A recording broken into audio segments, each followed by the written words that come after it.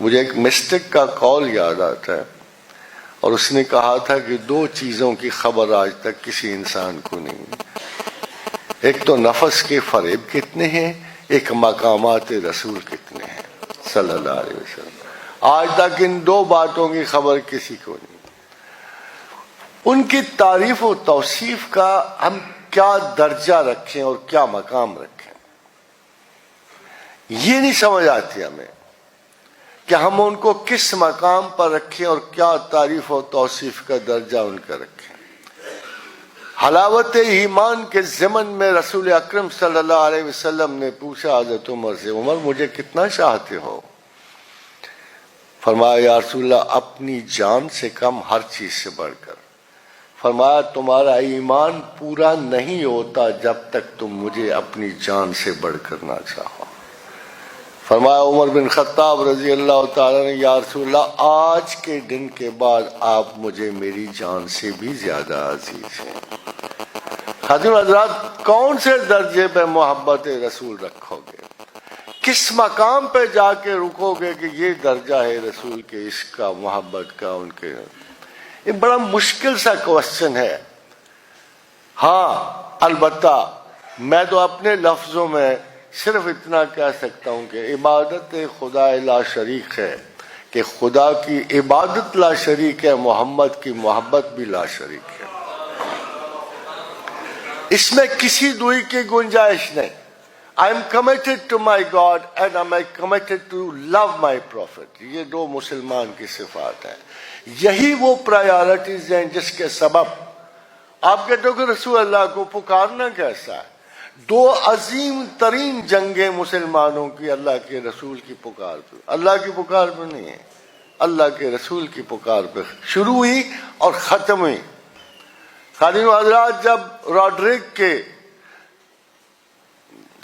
اس کے اسپینیارڈز نے جب مسلمان حاجیوں کا جہاز روکا اور اس میں قتل و غارت شروع کی، تو ایک بوڑھی عورت نے آواز دی، واہ محمدہ،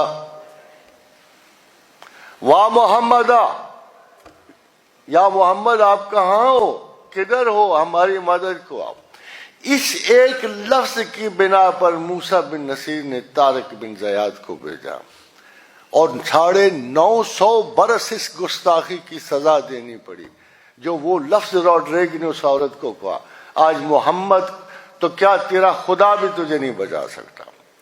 اس ایک لفظ کی گستاخی پر 950 برس مسلمانوں نے اسپین پہ حکومت کی۔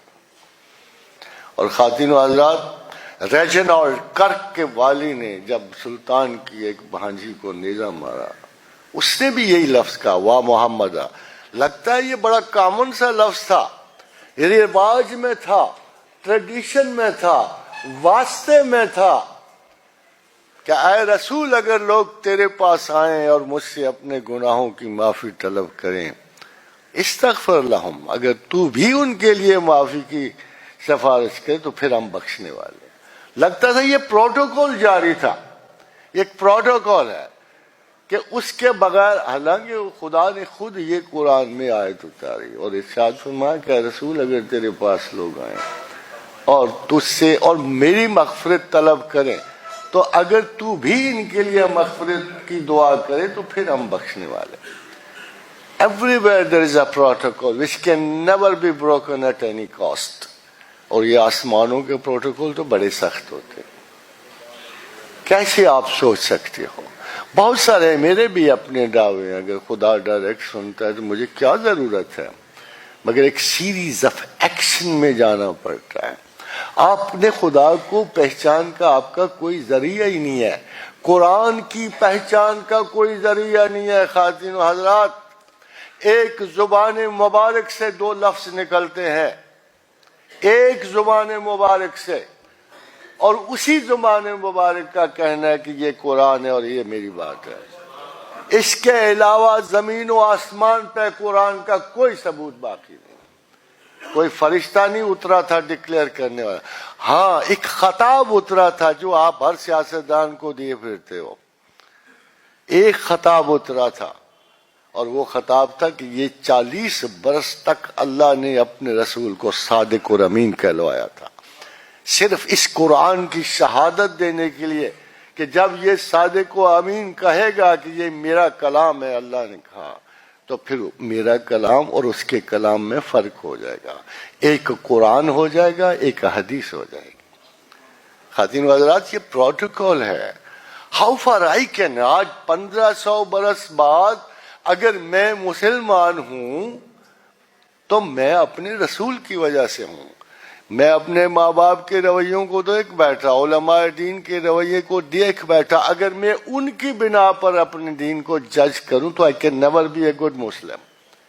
مگر آج بھی اگر میرے لیے کوئی سینکٹیٹی موجود ہے، کوئی مثال موجود ہے، جو حق، میری طلب حق پہ اگر کوئی پوری شخصیت جو ہے وہ میرا سمبل اور آئیڈیل بن سکتی ہے تو محمد رسول اللہ صلی اللہ علیہ وسلم۔